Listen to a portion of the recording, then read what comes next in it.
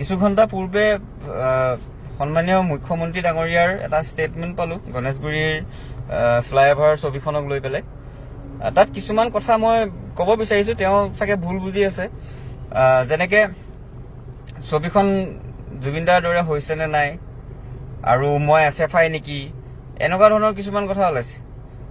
সেইবোৰ একেবাৰে নহয়। মই আচৰিত হৈ গৈছোঁ যে মই SFI কেনেকৈ হৈ গ'লোঁ।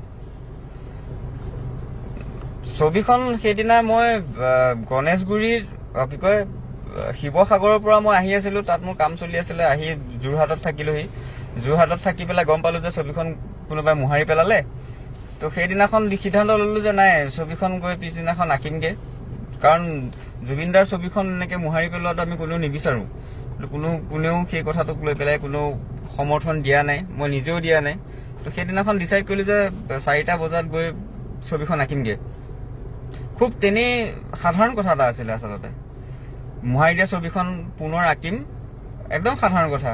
কিন্তু সেই সাধাৰণ কথাটোক নি পেলাই কিখন যে কৰি দিয়া হ'ল, মই আচৰিত হৈছোঁ। 50,000 মানুহৰ চাকৰি খালোঁ বুলি কৈছে, মোৰ কাৰণে জাপানৰ প্ৰধানমন্ত্ৰী নাহিলে বুলি কৈছে ছবিখনৰ কাৰণে, আৰু কত কি কথা ওলাইছে। এচাম মানুহে ইমান উঠি পৰি লাগিছে মোক বদনাম কৰিবৰ কাৰণে, মোক উপলুঙা কৰিবৰ কাৰণে। যথেষ্ট দুখ পাইছোঁ মই এইবিলাক কথাত। আৰু অসমৰ দৰে ঠাইত, যিখন ঠাইত শিল্পক ইমান শ্ৰদ্ধা কৰে, ইমান মৰম দিয়ে, তেনে এখন ঠাইত আজি হঠাৎ এচাম মানুহে এই ধৰণৰ কথা কৈ উপলুঙা কৰাটো এইটো অতিকৈ দুৰ্ভাগ্যজনক।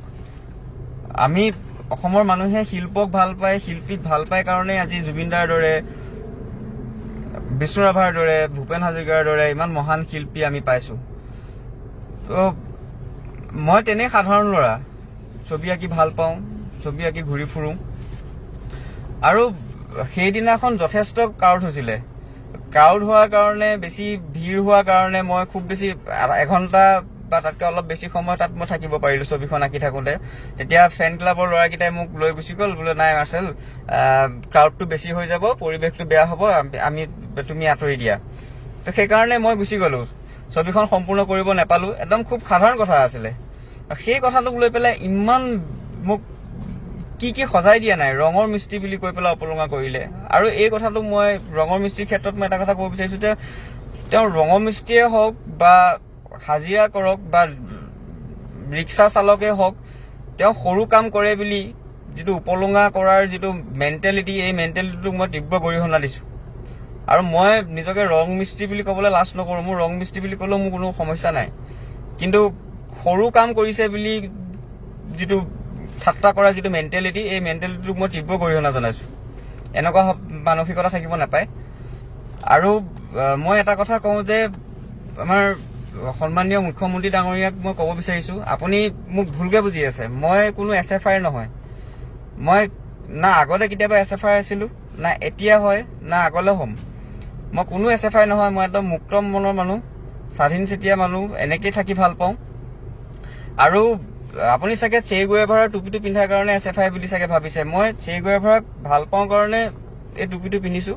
আৰু তেখেতক ভাল পোৱা বিভিন্ন কাৰণ আছে।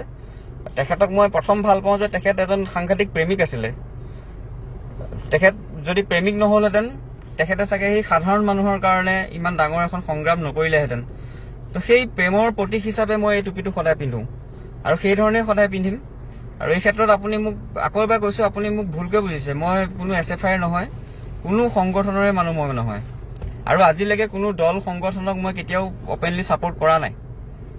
আৰু এটা কথা কওঁ, সেইদিনাখন প্ৰটেষ্টটোত বিভিন্ন মানুহ আহিছে। সেইদিনাখন কোনোবা বেলেগ ক'ৰ দল সংগঠনৰ মানুহ আহি ওলাইছেহি, মই সেইবোৰ নাজানো। আৰু কোনোবা আহিব পাৰে, সেইটো ইমানো ডাঙৰ কথা বুলিও মই নাভাবোঁ। কোনোবা কংগ্ৰেছৰ মানুহ আহিব পাৰে, BJP মানুহো আহিব পাৰে, AJP আহিব পাৰে, কাৰণ জুবিন দাক সকলো মানুহে ভাল পায়। তো আহিব পাৰে। এতিয়া আৰু সেইটোক লৈ পেলাই আপোনালোকে মোক জাজ নকৰিব।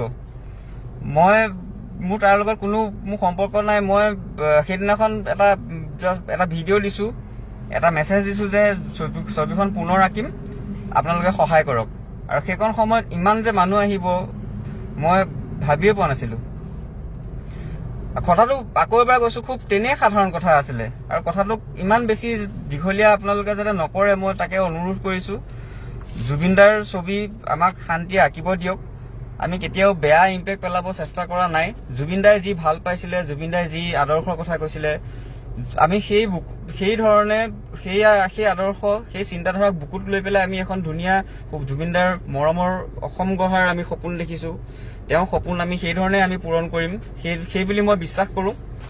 আৰু ইয়াত মোৰ ক'ব লগা সিমানেই আৰু ভৰলুৰ কথাটো মই এটা ক'ব খুজিম যে ভৰলুৰ কথাটো তেনেই সাধাৰণ আছিলে যে গছ কাটিছে, গছৰ কাৰণে প্ৰতিবাদ, গছ নাকাটিব বুলি প্ৰতিবাদ কৰিছো। আৰু তাতো বিভিন্ন মানুহ আহিছিলে, ইয়াত যেনেকে মানুহ আহিছে তাতো তেনেকে মানুহ আহিছে। আৰু জুবিনদা নিজেও দীঘলী পুখুৰীত আহিছিলে গছ কটাৰ বিৰোধ কৰিবলৈ। আৰু গছ কটাটো কোনো মানুহে ভাল নাপায়, ময়ো তাক সমৰ্থন কেতিয়াও নজনাও। গতিকে এইটো খুব সাধাৰণ কথা আছিলে। মই বুজি নাপাওঁ কথাবোৰ নি পেলাই ক'ত পোৱাইগে, কি কৰি দিয়েগে, আচৰিত লাগিছে। আকৌ এবাৰ কৈছো যে আপুনি মোক ভুল বুজি আছে। মই কোনো SFI নহয়, কোনো দল সংগঠনৰ লগত মোৰ কোনো সম্পৰ্ক নাই। আৰু মই সকলোকে এটা কথা কওঁ, মই সকলোকে মানুহ হিচাপে চাওঁ। মই কাকো কেতিয়াও সি বিজেপি, সি কংগ্ৰেছ বা সি কোনোবা বেলেগ দল, কোনোবা সংগঠন, সেই ধৰণৰ টেগ লৈ পেলাই মই কাকো নাচাওঁ। আৰু ঠিক তেনেকে মোৰ লগত বিজেপি মানুহো মোৰ আপোন মানুহ আছে, মোৰ লগৰ বহুত ভাল বন্ধু বিজেপিতো আছে, কংগ্ৰেছত আছে, বিভিন্ন দল সংগঠনত আছে। আৰু এতিয়া মই সিহঁতৰ লগততো আৰু কথা নপতাকে থাকিব নোৱাৰো। গতিকে মোক সেই ধৰণে জাজ নকৰিব মই অনুৰোধ জনাইছো। মই একদম স্বাধীন চেতিয়া মানুহ, মই এই ধৰণে ছবি আঁকি আছো, এই ধৰণে ছবি আঁকি যাম। আৰু শেষত ক'ব লগা সিমানেই। জয় অসম, জয় জুবিনদা।